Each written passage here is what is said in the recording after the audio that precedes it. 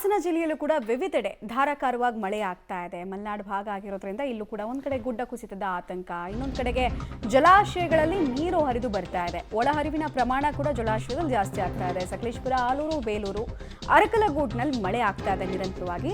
ಹೇಮಾವತಿ ಜಲಾಶಯಕ್ಕೆ 38,715 ಕ್ಯೂಸೆಕ್ ಅಷ್ಟು ಒಳಹರಿವಿದೆ. ಹೇಮಾವತಿ ಜಲಾಶಯ ಸಂಪೂರ್ಣವಾಗಿ ಭರ್ತಿಯಾಗೋ ಹಂತವನ್ನು ತಲುಪ್ತಾ ಇದೆ. ಹಾಸನದಲ್ಲಿ ಗೊರೂರು ಜಲಾಶಯ ಇರ್ಬೋದು ಅಥವಾ ಹೇಮಾವತಿ ಜಲಾಶಯ ಇರ್ಬೋದು, ಇಲ್ಲೆಲ್ಲ ಕೂಡ ನೀರಿನ ಒಳಹರಿವಿನ ಪ್ರಮಾಣ ಹೆಚ್ಚಾಗಿದೆ. ಸೊ ಔಟ್ಫ್ಲೋ ಕೂಡ ಜಾಸ್ತಿ ಆಗ್ತಾ ಇದೆ. ಇದರಿಂದ ಕ್ರಸ್ಟ್ ಗೇಟ್ಗಳ ಮೂಲಕ ನದಿಗಳಿಗೆ, ಉಪನದಿಗಳಿಗೆ ನೀರು ಹರಿಬಿಡೋ ಕೆಲಸ ಕೂಡ ಆಗ್ತಾ ಇದೆ.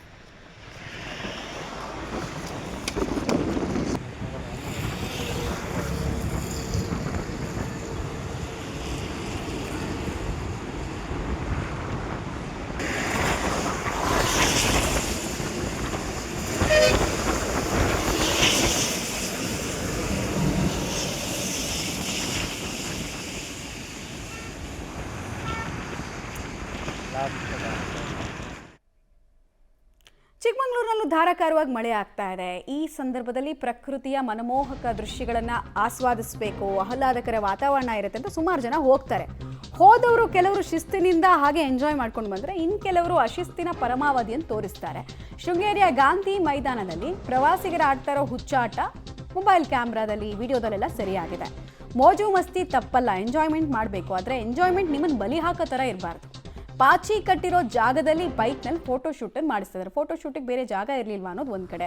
ಇದು ನೋಡಿ, ಇದು ಕೊನೆಯಲ್ಲಿದೆ, ಅಂದರೆ ಇನ್ನೊಂದು ವಿಜುವಲ್ ಬರುತ್ತೆ, ಅದನ್ನು ತೋರಿಸ್ತೀವಿ ನಿಮಗೆ. ನೋಡಿ, ಇಲ್ಲಿ ಈ ಫೋಟೋಶೂಟ್ಗಳ ಅಗತ್ಯತೆ ಏನಿದೆ? ಹೆಚ್ಚಂದರೆ ನಿಮಗೊಂದು 1000 ಲೈಕ 2000 ಲೈಕ ಬರ್ಬೋದು. ಪ್ರಾಣಗಿಣ ಹೋದರೆ, ಬೈಕ್ ಜೊತೆಗೆ ನೀವು ಹೋದರೆ, ಆಮೇಲೆ ಅಯ್ಯಯ್ಯೋ ರಕ್ಷಿಸಿ ಅಂತ ಒದ್ದಾಡೋದು. ಏನಕ್ಕೆ ಮಾಡ್ತೀರಿ? ನೀವು ಎಷ್ಟೇ ಎಕ್ಸ್ಪರ್ಟ್ ಡ್ರೈವರ್ಸ್ ಆಗಿರ್ಬೋದು, ರೈಡರ್ಸ್ ಆಗಿರ್ಬೋದು, ವರ್ಲ್ಡ್ ಫೇಮಸ್ ಡ್ರೈವರ್ಸ್ ಆಗಿರ್ಬೋದು, ಬಟ್ ಪ್ರಕೃತಿ ಅದು ನೀವು ಆಟ ಆಡ್ತಿರೋದು, ಅದೊಂದು ಸ್ವಲ್ಪ ತಲೆಯಲ್ಲಿ ಇಟ್ಕೊಳ್ಳಿ ಅಷ್ಟೇ. ನಾವು ಲಾಸ್ಟ್ ಬುಲೆಟಿನಲ್ಲೂ ಹೇಳಿದ್ವಲ್ಲ, ಎಲ್ಲ ಕ್ಯಾರಿ ಮಾಡ್ತಾರೆ, ಜಾಕೆಟ್ಟು, ಪೆಟ್ರೋಲು, ಹೆಲ್ಮೆಟ್ಟು ಎಲ್ಲ ಕ್ಯಾರಿ ಮಾಡ್ತಾರೆ. ಮೆದುಳು ಮಾತ್ರ ಮನೇಲಿ ಬಿಟ್ಬಿಟ್ಟು ಬರ್ತಾರೆ. ಅದು ಪ್ರಾಬ್ಲಮ್ ಆಗ್ತಿರೋದು ಅದೇ.